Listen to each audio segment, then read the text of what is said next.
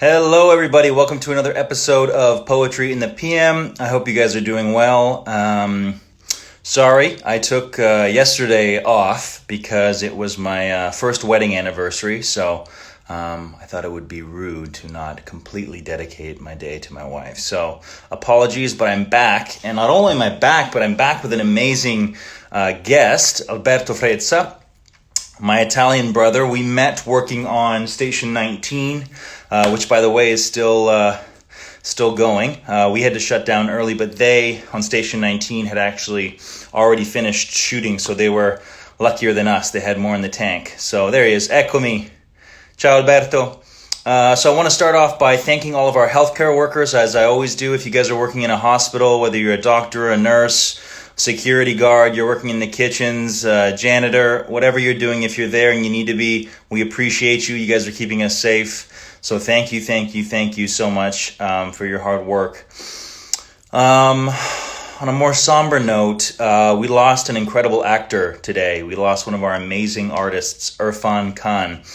He was an Indian actor and from India, and he was just one of the most incredible performers. And it's no surprise to me that, Twitter, Instagram, and social media has literally just been flooded with praise for him and his work. The true testament, I think, for an artist when they pass is when their character is spoken of more than what they accomplished, more than their movies, more than their TV shows. And it's unanimous that everyone speaking about Irfan Khan today speaks to his generosity, to his kindness, to his incredible patriotism to his country, and turning down big Hollywood films to tell small indie stories from India because he felt that there was value in telling stories from his country and where he was from. And so I just wanted to have a little moment to honor Irfan Khan today, as we really, really lost an incredible actor. One of my favorite films of his is an Indian film. It's called Lunchbox. So to honor him, maybe this week you guys could order it whenever you can stream it and watch it and fall in love with his amazing abilities as I did. So I have Alberto on today, which I'm very excited about. So I'm going to bring him on right now. He's going to read some Italian poems and also one that has Ethiopian descent, which is a part of Alberto's past and heritage. So without further ado, I'm going to bring on Alberto, and we're going to have a little chat. So let's see if I can do this with minimal...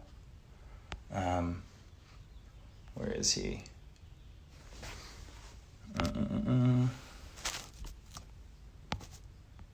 There he is. Okay, we have him. Here we are. Eccolo. Ciao Giacomo. Ciao Alberto. Come stai? Sto bene, tu? Bene, bene, grazie. Siamo qui, si va avanti.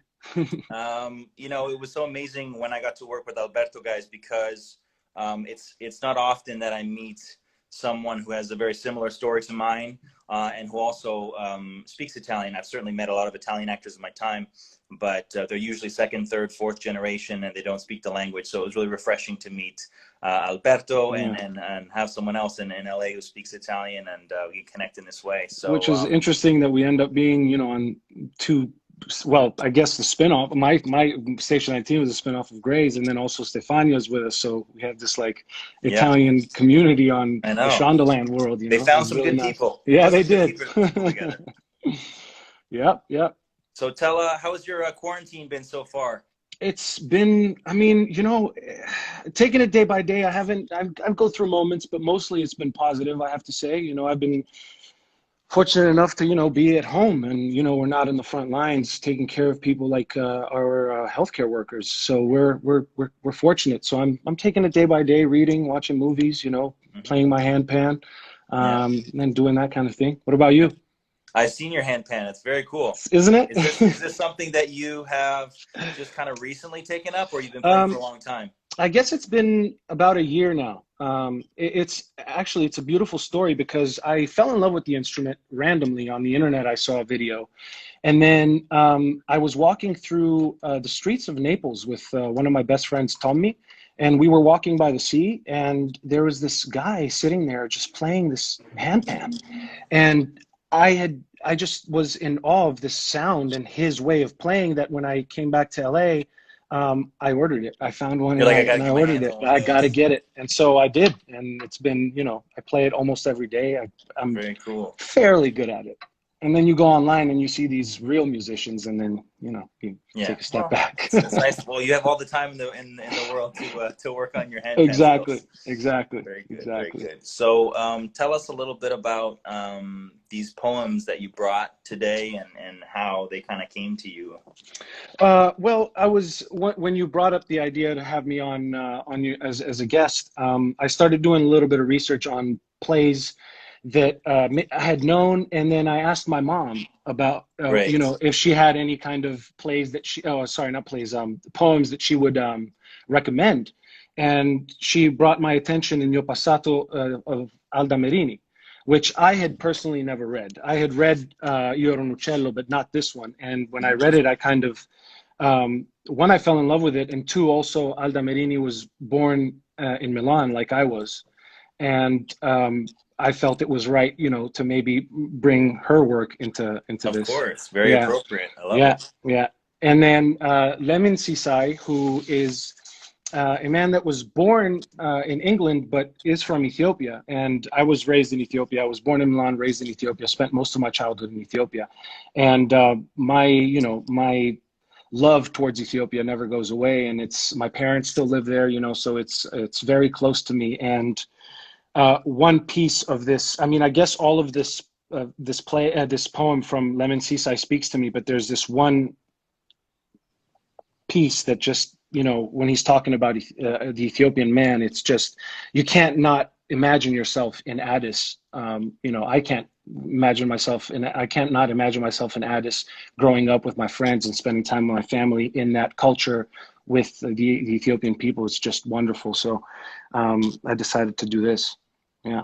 Very cool. Very cool. Yeah. And so, just before we jump into the poetry, because it's really interesting, not just to me, but I'm sure everybody listening too, is is like one of your parents Ethiopian, or are both of your parents Italian, and then they Yeah. moved there for work? What was the sort of story to you guys moving as a family to Ethiopia? Both my parents are Italian, but born in Ethiopia. My grandparents moved down actually in Asmara in Eritrea, and my parents were born there. And then they met in school, and then they started dating, got married, and then moved. I think they moved to Ethiopia when my dad was about in his 20s, and then they stayed there ever since. They started a business, and they've been there ever since. Yeah, yeah, Very cool. And then, yeah. so then what, since you were born in Milan, what made them come back to Italy? Just safety reasons. My mom Yeah. decided that my parents wanted to go to Italy to, have us. I have two older sisters as well, so we were all born in Milan. And then once the doctors cleared my mom and us to travel, then we went back to Ethiopia. But it was just for safety reasons. Oh, Yeah, very cool. Very yeah, cool. yeah, yeah, Okay. yeah, yeah. All Yeah. right. Well, yeah, let's jump into the poems and then we'll talk about them. Okay. Should we start with Alda Merini first? That sounds great. Let's start with the Italian poems, and then how will you read the translation after I'm done with the poem? Yeah, I'll Okay, read the perfect. English after you're finished with the Italian. Okay, perfect. So the first poem will be Il mio passato by Alda Merini. Spesso ripeto sottovoce che si deve vivere di ricordi solo quando mi sono rimasti pochi giorni. Quello che è passato è come se non ci fosse mai stato. Il passato è un laccio che stringe la gola alla mia mente e toglie energia per affrontare il mio presente. Il passato è solo fumo di chi non ha vissuto. Quello che ho già visto non conta più niente. Il passato ed il futuro non sono realtà, ma solo effimere illusioni. Devo liberarmi del tempo e vivere il presente, giacché non esiste altro tempo che questo meraviglioso istante. So good. So beautiful. And I mean, right now, all we can do is live in the moment. Because, being in the situation that we're in, we can't really look forward to anything. I mean, I guess when this is all over, we can look Sure, forward to sure. that. But other than that, you know, we wake up and we just live in the moment. And it's been one of the few times in my life that I've been actually able to do that. You know what I mean? Because we're busy, we wake up, we go to the gym, we go to the work, we have to read a script, we prep auditions and stuff like that. And suddenly you're just left with, okay, I guess I'll do what I want to do at this moment, you know? Right, right, Yeah. right. So, It's been a very big sort of forced wake up call, yeah, and I think the pace that a lot of us, but certainly people who are in the entertainment industry, the pace is very fast, very quick. We don't have a lot of moments to our own. We're sort of being taken from thing to thing to thing, from set, and then there's a premiere and exactly. the red carpet, and it's just like, when do you ever sort of get a break to reflect in that? So I think this has been a big moment of reflection. But let me read it in English, so for Do the it. people who don't speak Italian can Okay. get what we're talking about. All right, so this is called My Past from Alda Merini. Under my breath, I often say that I will live on memories when I have but a few days left to live. What is in the past, as if it never was. The past is like a lace that tightens the throat of my mind, sapping the energy I need to face the present. The past is only the smoke of those who have not lived, and everything I have already seen no longer counts for anything. The past and the future are not real, merely ephemeral illusions. I must free myself of time and live the now, for there is no other time but this wondrous instant. There you go. Yeah, that's beautiful. So I think in a lot of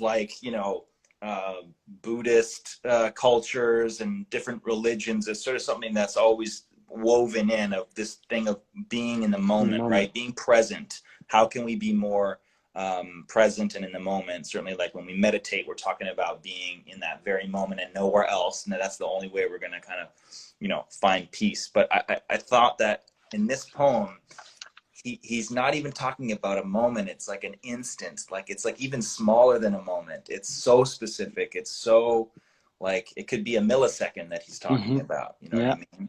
Yeah. Which I mean, because at the beginning when she says, bisogna che si deve vivere dei ricordi solo quando mi sono rimasti pochi giorni, it's like that instant of just, it's the end. That's the only time that you can really focus on what's past. Other than that, it's, Right. yeah. That it's natural at the end of your life to look backwards, but Exactly. but not during the regular living of your life. You shouldn't be Exactly. looking back. You should Yeah. be, at the very Or worst, looking forward. ahead, Yeah. but Yeah. not looking Yeah. back. Yeah, Yeah. Yeah. that's true. I also love, like, the first line of, like, under my breath. I often say it almost as if there's, like, shame around it. Like, no one could ever be proud of speaking like this openly. I'd have to mutter it under my breath so no one hears me. And it's, I think it's interesting that she does say that, because I mean, if trying to live in the moment is hard. Oh, So yeah. even, trying to tell yourself, I'm going to live in the moment, I think it's whispered to yourself as well, because you know how hard it is, So it's a great choice of words. To just, the whisper is what's Well, how is much it the, has to be a constant reminder to ourselves. exactly. We have to Yeah. continually remind ourselves to stay in the moment. But I do think that this pandemic has really slowed down time for me personally. It just feels like time is just slower. It's I mean, slower. It is. strangely, the weeks go by quickly. I go, Yeah. holy shit, it's Sunday already. But time itself, I guess the rate or pace of my mind has slowed down. I just feel like I can accomplish more in a day because my mind is just slowed Slow down. down. Yeah. And it's that's the way it works. If you slow down, if you're able to slow down just a little bit, you get to see everything a little bit more clear. You know what I mean? And like you said in one of your other poetry in the PMs, you said life is about perspective. And if you're able to slow down enough to really see and focus your perspective in different ways, because you might be tackling a problem and all you have to do is just look just 1 degree differently. You'll be able to find the solution to it. So Definitely. maybe this slowing down for a lot of us will bring us to a realization of things that maybe weren't going well for us, or things that we really were putting aside but have to focus on. So it's good. It's good. Yeah.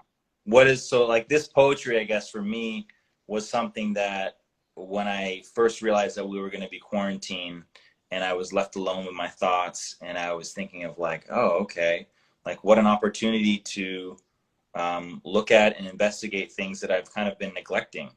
And like one of those things was like reading poetry. And then like Right. in college, I really loved it. And I can't even remember the last time I just sat and like read some poetry. Hmm. And so what is something for you that since this is all slowed down, that you've been able to sort of reawaken maybe some passion or some interest of yours that you weren't giving any time to when life was moving much faster? That's a good question. I mean, a couple months ago, I read plays quite often. Mm. But a couple months ago, I decided that I was going to read a play a week. Just to, Beautiful. because I love theater and I love plays, and so I decided that I was going to read a play a week, and I've kind of made that a point that I have to keep doing that, even though when things are slowing down, because it's easy not for me. I felt a little bit more distracted than usual, Mm. not having all this downtime, Sure, sure. Because you because you're almost don't not know on. what to focus on, for Exactly. sure. So that mostly, it's nothing else that really comes to mind besides playing more music. Honestly, has been something that I've been putting. My handpan sits there sometimes for a week at a time without being played, and not a day has gone by but without me hitting it a couple times. So Nice, it's nice, it's it's nice, been nice. it's been good. Yeah, yeah. I know you're a big fan and a very big advocate of our planet, of the Hmm. Earth, and you Yeah. always very frequently post about how beautiful our planet is and how we need to protect it. And I've just been really enjoying a lot of the photographs and the stuff from Oh, your thank you. travels. I appreciate that. And Yeah, I I think decided. you were sharing a lot of other people were sending you photos of beautiful places around the world, and I was like, this is such an Yeah, amazing time. We're stuck inside to like look at all these beautiful places, which yeah, half because make me happy, but half make me very sad that I can't go and see them. yeah, I decided to do that because I think that even living in LA, I certainly take the beach for granted. I don't go to the beach as Yeah. I think we all do, kind of, unless you're a big surfer and you go to the beach all the time and you surf. I don't personally surf, so Same. I go to the beach sporadically. When your And family's in town. yeah, and it's like, oh man, I have to drive to Venice or Santa Monica. No, but Yeah. it's I think traveling has been such a big part of my life and so important to me. Same. And I was fortunate enough that my parents loved to travel as well, and my dad and mom instilled this love for nature ever since I was a kid. They scuba divers, and my dad and I would take boats and sleep out on islands. I was raised in a place where, Ethiopia, you go to the lake and you're lucky if you see another boat or maybe two. In Eritrea and Massawa, you would take the boat and you don't see anybody in Djibouti. So you have this sense of taking in what's out there. And I felt like it was good since Earth Day was happening. I Mm, decided, I was going to post one picture a day of what made me happy in a moment that I vividly remember being in awe of what was out there. And I decided, to create this One Earth, One Heart hashtag to have people jump into that and really focus on what nature brings to you. Because we go to the beach and some people smoke a cigarette and throw it on the ground and don't care about the repercussions of it. yeah. But when you sit down and you really realize what earth and what nature gives us, then you can kind of. It's immense, yeah. And it's I almost a year ago was on my honeymoon in Bali. Oh, And oh my, the photos were just stunning. insane. Yeah. And I had never been to Southeast Asia. Like that was like a big thing for both of us of like we wanted to be in a place that neither of us had ever even dipped a foot in that whole Hmm. region of the world. So, um, But being in Bali, A, it was gorgeous, and you're just like, wow, these beaches, the jungle, and like the animals. But I think it's something because of like the way the currents move in the ocean, that Bali is just like this sort of end of this dump tunnel for the ocean that collects all this trash and then spits it out in Southeast Asia and in Bali. And like so much trash was washing up on the shores, and it was trash that you could tell was not from there. It was Right. like clearly from other countries, and clearly, you know, had written different languages, and like, so I was like, it's clearly not. I mean, I'm sure the people from Bali are polluting it as well in their own right, but I'm just like, you could tell that because of the way the ocean currents work, Of this is sort of course. like this depository for the end, and it's just it's sad. And like we were picking up so much plastic on the beach on our honeymoon. We'd like wake up in the morning, we'd go like collect some plastic for like an hour, and then we'd like enjoy the rest of the day. So we'd be like, okay, Right. I feel good that I did something. It was Yeah. just like, it was like so much. We couldn't believe how much plastic was on the Yeah. beach, and yeah, the oceans is I'll tell you a quick little story. My sister lived in Playa del Carmen in Mexico for Mhm. a very long time, and we used to go to Tulum before it was really, really, yeah, before it was Tulum.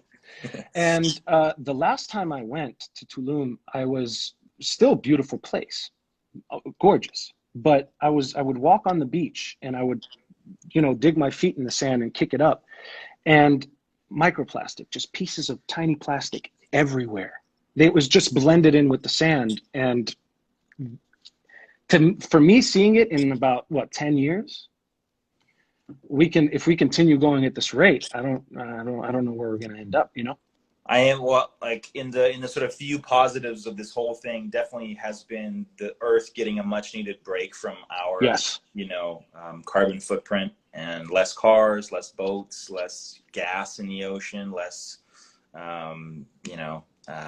just pollution in general. I mean, I'm certainly, yeah, I assume you're in Los Angeles and have been noting The um, difference. the difference in the air quality in the skies Yeah. has been incredible, and all over the world. I think China was one of the most shocking ones, and Hmm. there was a lot of um, cleared up pollution in China like that had never been seen in like I don't know how many decades. Yeah.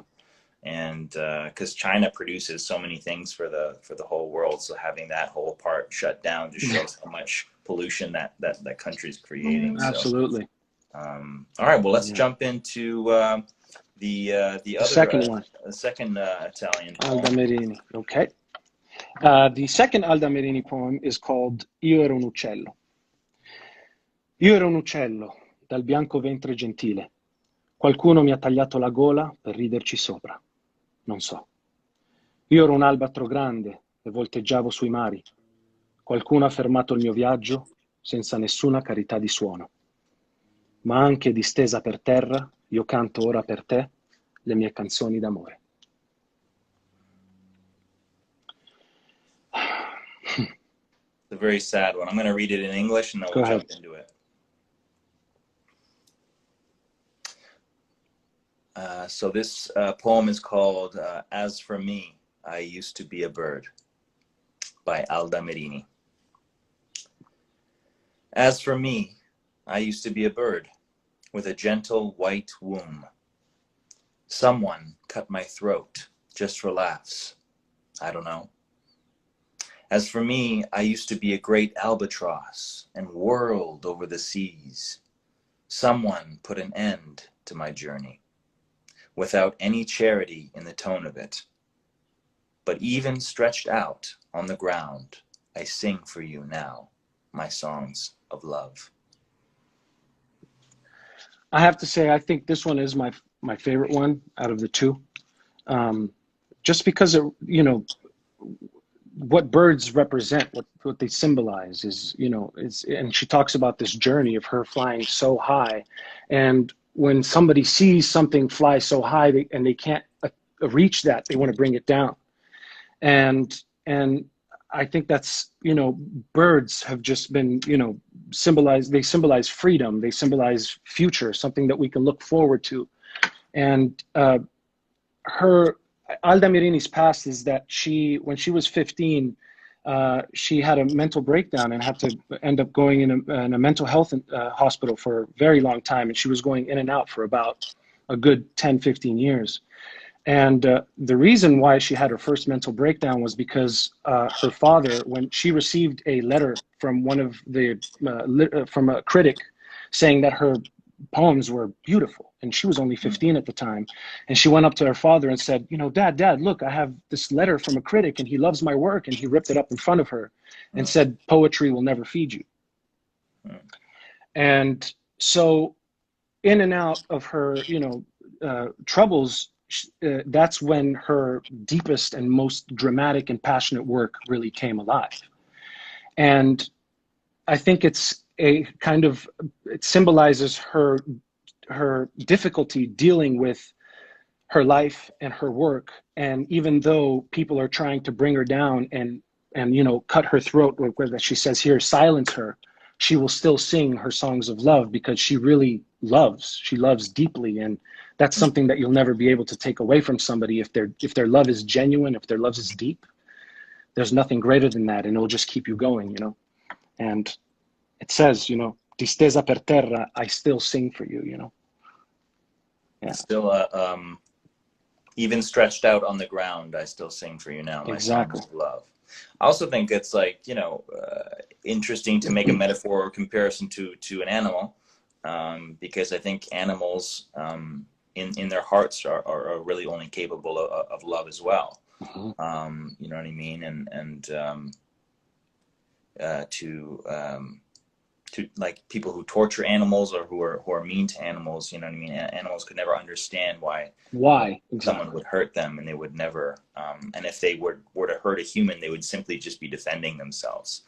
That the animal, even in a perspective of pain, still can only show love is really beautiful. It's really beautiful. True. Yeah. And so going to animals, I see you recently started fostering a dog, correct? I adopted him. Yeah. You adopted it. Okay. And how's that been? It's been good. It's been really good. Yeah. He's disabled or I mean, he runs like all the other dogs, but he has 3 legs. So I had told Nicole that it was very important to me, at least, to get a dog that had some kind of, disability that would often probably be overlooked. And I think we have the time and the kind of home that can give that dog the love that he needs and the care that he needs. And so we found Jazz, and we fell in love with him, and we brought him home, and he's been awesome. Yeah, he's got a little bit of a mama's boy. He likes his mama a lot. He follows her around everywhere. He's not too excited or not too jazzed to be walking with me. He really, if mom's not around, he's not into walking, but he's got some separation anxiety. So like any rescue, they come with their traumas. And so it's just about kind of figuring out who he is and what he needs. But all around, I mean, he's an incredible dog, and absolutely very full of love. And talking about living in the moment, animals live in the moment. I mean, they don't know, they don't know anything about yesterday or tomorrow. It's all about, living today. Their survival, their instincts, their live up based off instincts. And I had a rare opportunity to visit Kenya. That's all my only foray into Africa so far. Beautiful.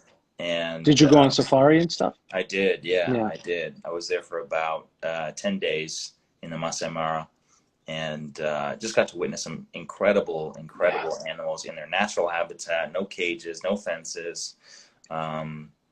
And like you said, it's like they have to live in the moment. There's no other choice. Like, they've gone to feed at that pond every day. Absolutely. And every day there's been an alligator trying to eat them, but every day they go back. You know what I mean? They're not thinking about yesterday. Like, I probably shouldn't go to that lake because an alligator tried to eat my head off. They're just like, I'm thirsty. There's a lake. Go. It was kind of shitty yesterday, but I'm going to try again today. You know what I mean? That's like it's true. Yeah. They totally live in the moment. Yeah. Yeah, it's animals are fascinating to study them, and I did a quick Alexander technique class, which was, you know, it was an animal exercise class, Yeah, yeah. and just to study the animals and their movements and trying to understand their psychology and trying to get into their brain is just is interesting because you're able to see things so differently than just, you know, being a human being. I remember reading an interview with Anthony Hopkins that in Silence of the Lambs, he was looking and studying reptiles, There you go. and that's kind of like what he based his character off of. And it's like, But if you go back and look at his performance, it makes sense. yeah, You know what I he was mean? studying like lizards and snakes, Yeah. and he wanted to like move and affect his body like them. Hmm. And I thought that was just such a cool, interesting approach Yeah. of like being like, oh, what would like a serial killer who's like all sick act like? And instead of being like what he thought of like, oh, how could I imbue him with like this like lizard, Hmm. serpent like Right. thing that isn't him doing an impression of a lizard. He was clearly a man, Hmm. but that it's creepy. And when he has those scenes where he's you know moving his tongue or stuff, it's just so creepy. And Yeah. yeah, I think animals are a really cool way into characters for sure. Yeah. Yeah. Um, Funny Yeah. man, I haven't heard Alexander technique since I was in theater school, man. You teach me I that. actually did it recently, man. It was a couple months that's ago. Yeah. that's crazy. Yeah, Wow, yeah, a couple months ago. Yeah, very it was cool. super fun, super fun. It just because it gets you out. You know, I have to say it was one of the most liberating experiences because we don't get to do big stuff like that, you know. And it's you pick a song, you pick an animal, and then you have a monologue, and then you start with your animal, and slowly you come into the human form without really releasing all of the animal, and you just go there, you have fun, you release, you just play, you're in there, you're not taking anything too seriously at that moment because it's just a rehearsal, you know. And so it was just so much fun, so liberating, so eye-opening as well.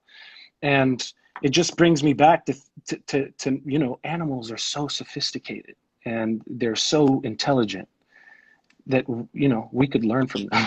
I think, well, yeah, a ton, but I think what animals are so much that humans aren't is just completely secure in who they are.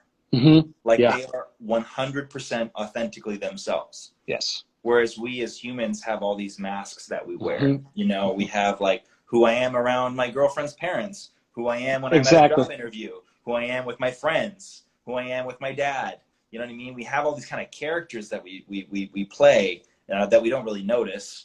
But animals are just 100% themselves authentically all the time. And I Yeah. think that's what's really cool in Yeah. like the Alexander technique stuff and trying to like become them and stuff. So Yeah. yeah. Yeah. Okay, let's get into your final poem. So the final poem will be "Let There Be Peace" by Lemin Sisai. And what's interesting is Lemin in Amharic means why, which that's his first name, which is interesting. And this poem was published in 2012. Let there be peace. So frowns fly away like albatross and skeletons foxtrot from cupboards. So war correspondents become travel show presenters and magpies bring back lost property, children, engagement rings, broken things. Let there be peace. So storms can go out to sea to be angry and return to me calm. So the broken can rise up and dance in the hospitals. Let the aged Ethiopian man in the gray block of flats peer through his window and see Addis before him. So his thrilled, outstretched arms become frames for his dreams. Let there be peace. Let tears evaporate to form clouds, cleanse themselves and fall into reservoirs of drinking water.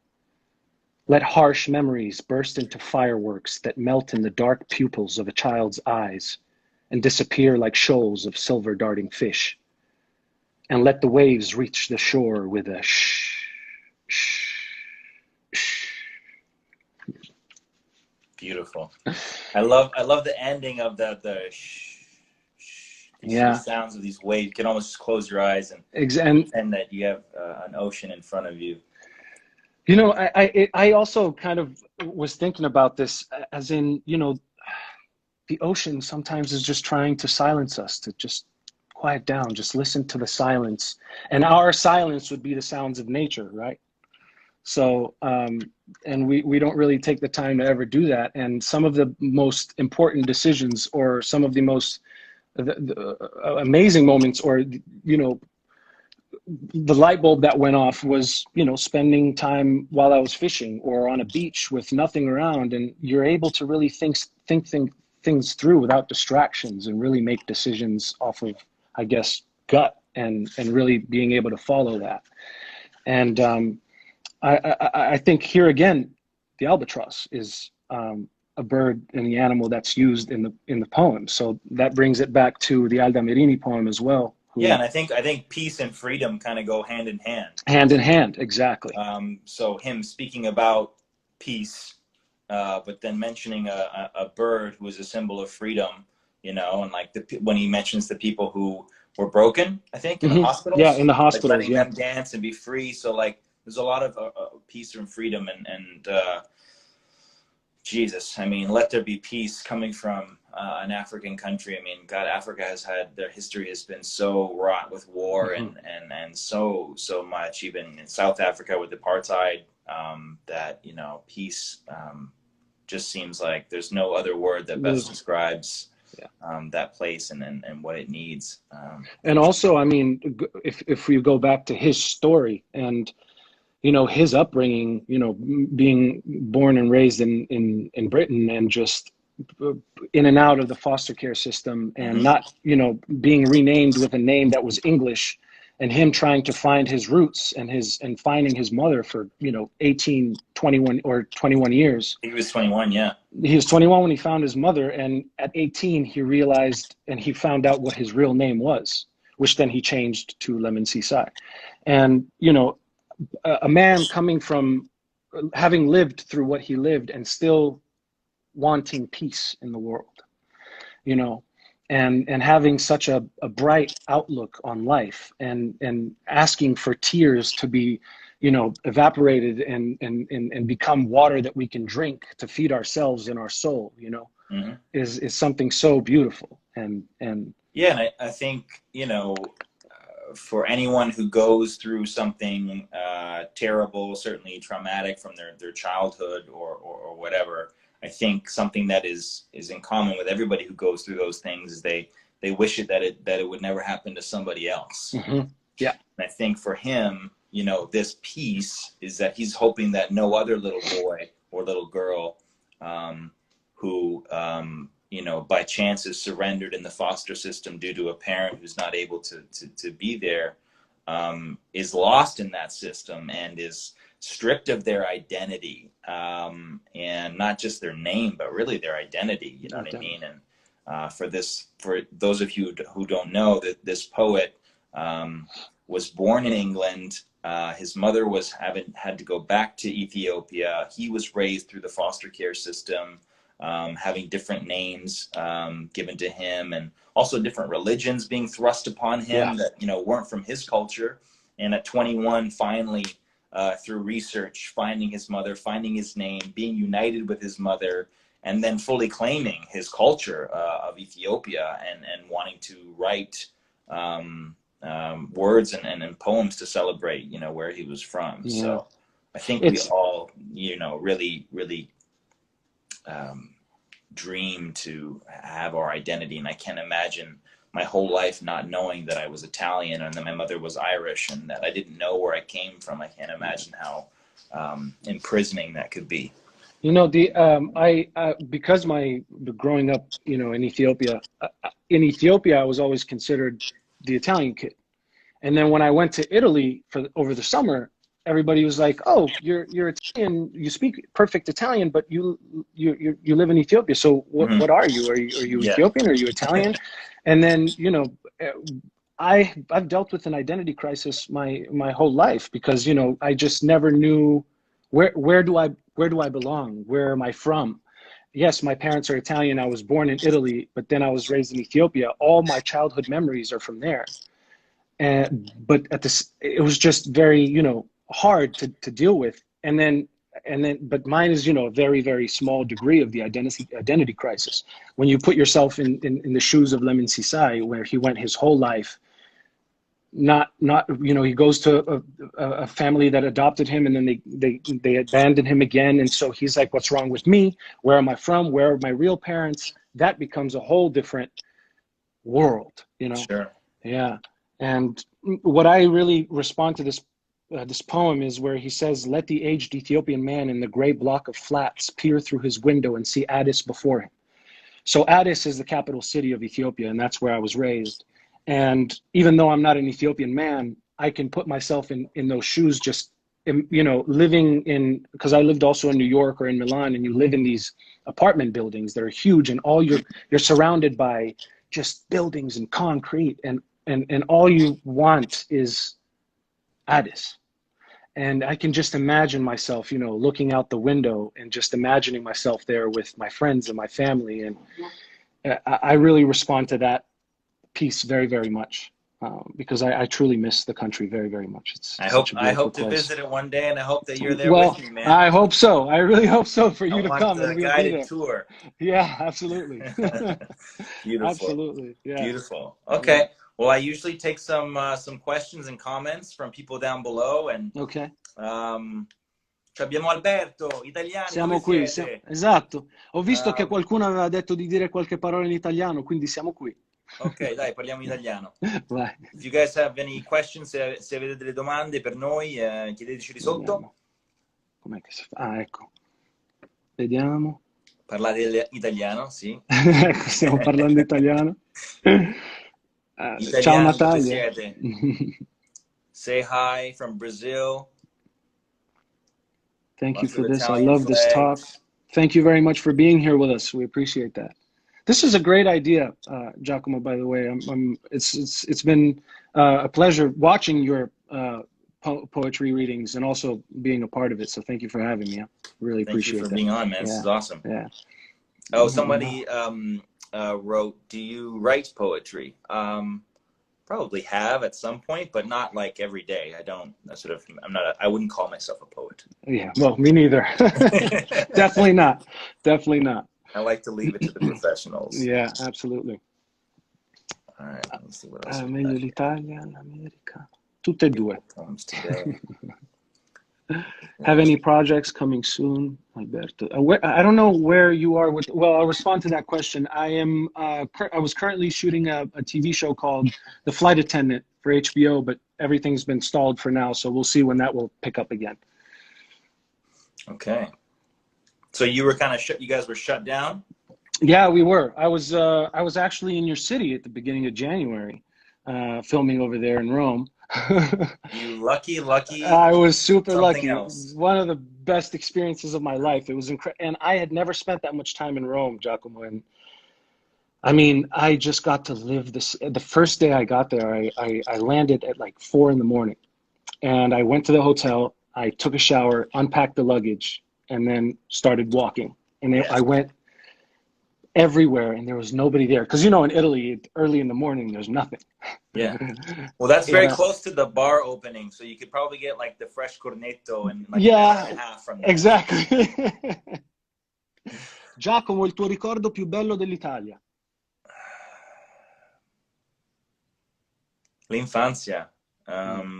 Just my childhood, just being there as an absolute child in Italy, and just like the culture, like my grandmother taking me to a bar in the morning and getting me one of those like yoga juices that is like, you know, like pear or peach or albicocca, and like that being so exciting. And then like going to some park, the little fountains where you have to press your finger on it to make the water come out. Yeah. It's like all these little things, like walking on San Pietrini, which are these, in Rome and a lot of European cities, we have these sort of like stones. Cobblestones?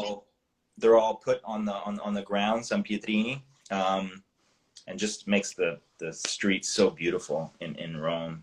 And just like the time that it took for them to do that is just like insane. Yeah, you're just walking.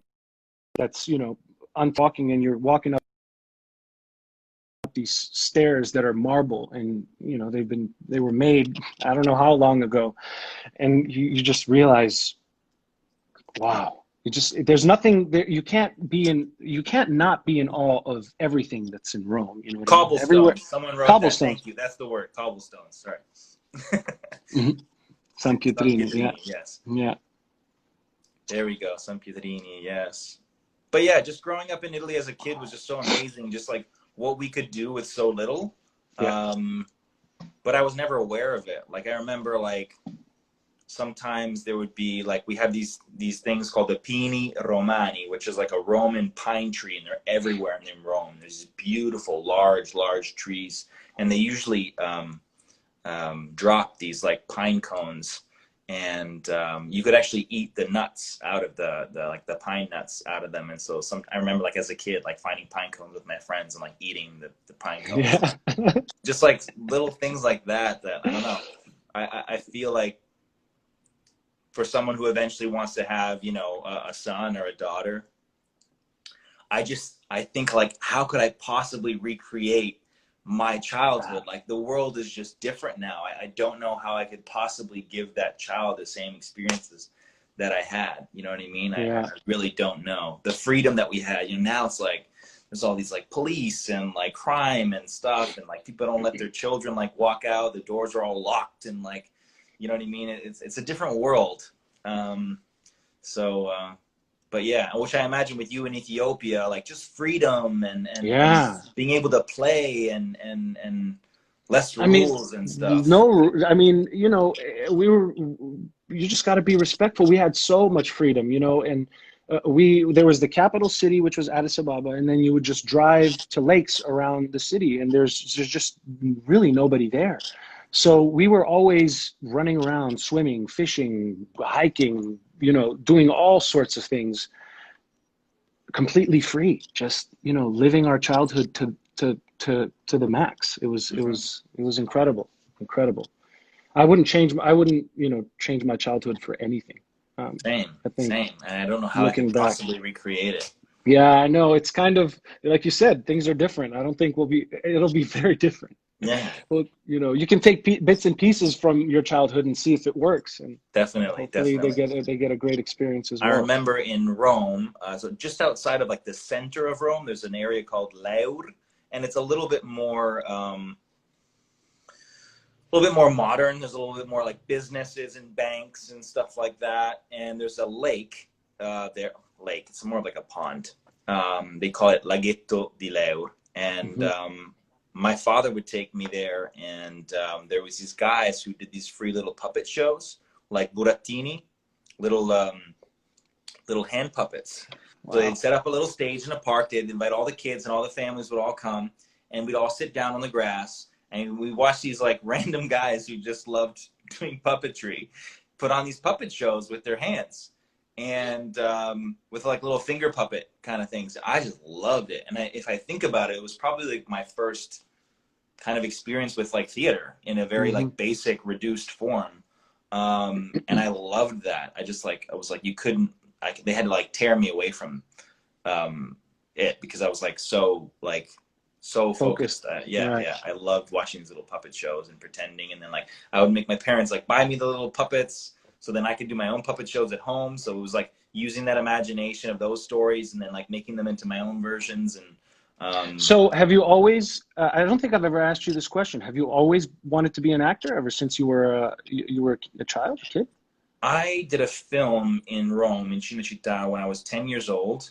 Oh, and was that the time that you were talking about when I was there in Cinecittà, and you told me that was the time? Yes, Oh, yes, okay, exactly, perfect, exactly. perfect, Because you were perfect, perfect. recently there shooting something, right? In January, yeah, that's That's I was in Rome, yeah, crazy. yeah, yeah, yeah, Did it feel yeah. weird was that your first time being there?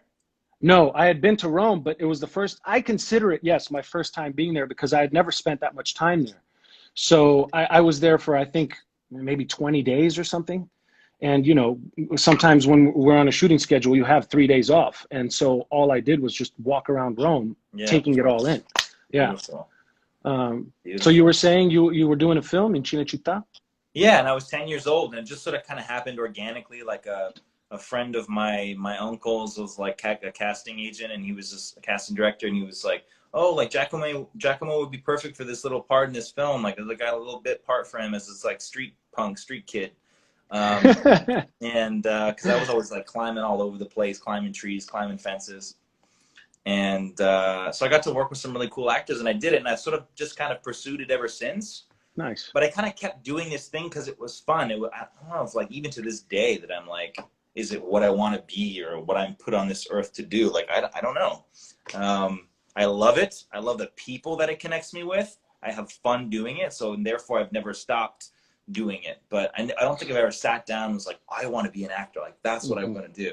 I just kind of kept, you know, getting work, doing these things, being interested in it, people being like, oh, why don't you show up and, you know, do this play or whatever. And I just kind of kept doing it. Nice. Yeah, but God, I'm so jealous you got to work in Italy. That's so cool. Yeah, it was one of the best experiences So was work-wise. HBO, was it an Italian show for HBO, or was it No, an no, no. American It was, show? yeah, American show. It's called The Flight Attendant, based on a book called The Flight Attendant.